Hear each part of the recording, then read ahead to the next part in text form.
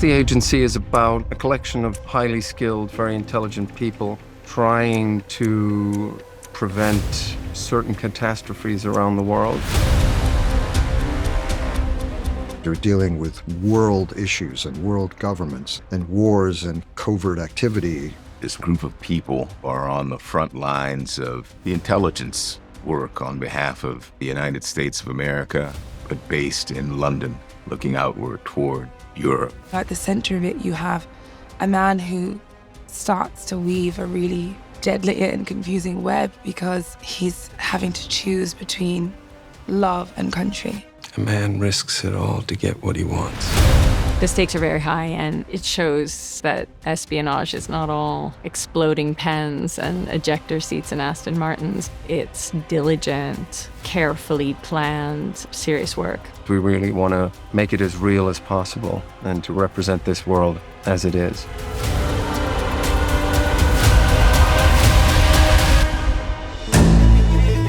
I watched the original French series, The Bureau, and it was a great blueprint for us to work off of.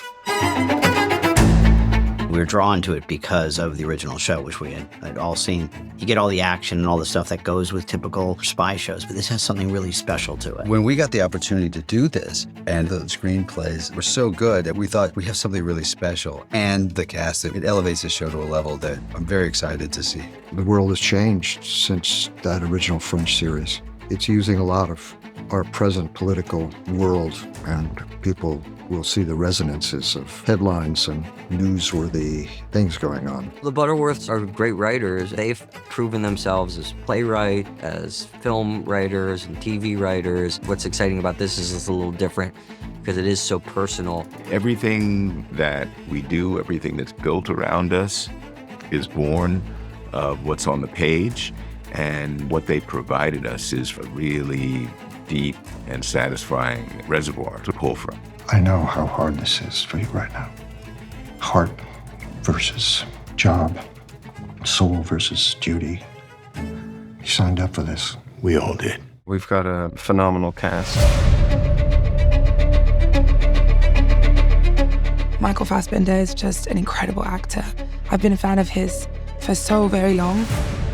My character, Martian, is a knock spy, which is somebody who's just sort of embedded. We watch, we position, we learn, we vanish. There but not there. Engaging but forgettable. Too far out, you never get what you need. Too close in, you become the target.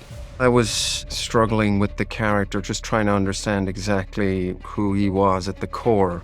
But as soon as I sort of made the decision that he was a sociopath, it brought a lot more clarity to the character and his actions. Working with Michael has been very exciting. He made it very easy to fall into the habits that a dad and a daughter might have. And with Michael, it's been pretty easy to jump into it. I'm happy you're back. There, I said it. Samia is a teacher, and she falls in love with a man that she already shouldn't be in love with because she is married. But as love tends to do, it sweeps her away. It was good. What I find to be very interesting about Samia is that she very clearly has her own belief system. She really leads with her heart. Surely you of all people would understand why I want to run away. Bosco was the head of the CIA in London. I wanted to bring a sense that this guy had been out there and probably damaged quite a bit from his experiences. He's very protective, can be very tough. He's very compassionate also. He understands when his agents are near the precipice, emotionally, psychologically. Working on set with Richard Gere for the first day is one of those moments where I was like, well, it's Richard Gere doing Richard Gere in front of me, and it's amazing. Roughly 60% of all covert activities in Russia and Ukraine may be compromised. Great morning. Great morning, people. Henry is a guy who is by the book. What intrigues me about a character such as him is the balance between the moral dilemmas, the allegiance to country and to the agency, and the puzzle that is born of that. It's a complicated space to inhabit. You deployed undercover for years. People come back damaged from that. Therefore, we have protocols. For instance, we follow you. This isn't national security, it's personal. This is the agency. Nothing is personal. It's so nice to just be on set and sit back and watch these great actors perform and try and keep up, basically. You'll find him. Bring him back. Whatever it takes. Thank you very much. Joe Wright is a really wonderful storyteller, and he's really compelling as a visualist. There's just wonderful layers to his compositions, which kind of mirror the layers within the characters. Joe's an amazing, proven director who has been making amazing films for decades now. He comes in with a lot of ideas. He appreciates other people's ideas, and he's able to see how that would work out if he does like your idea. So I think he's a dream.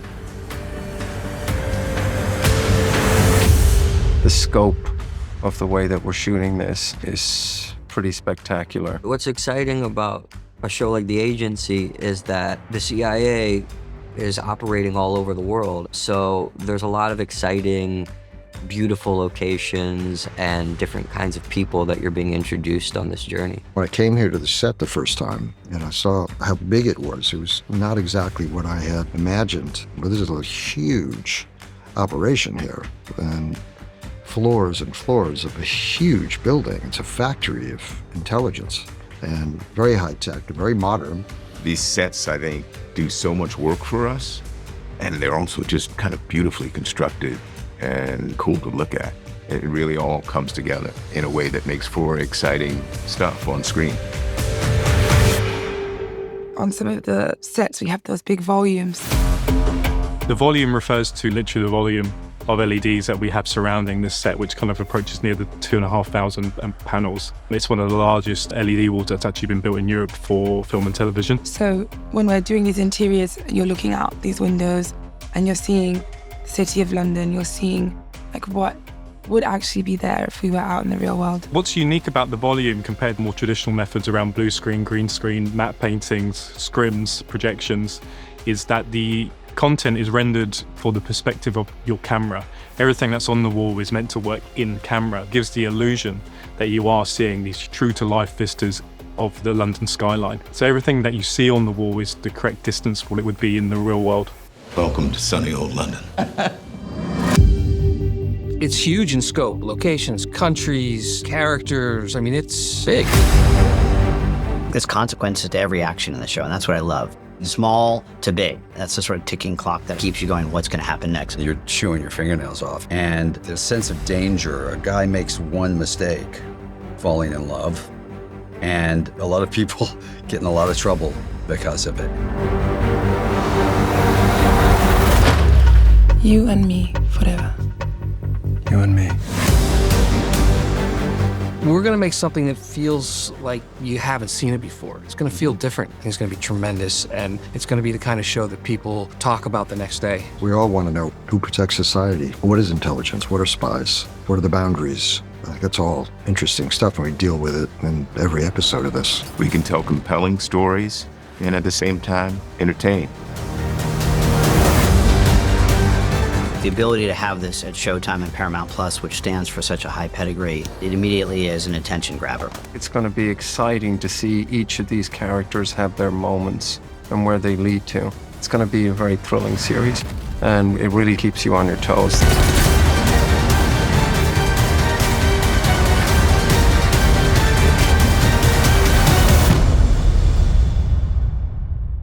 Can you keep a secret?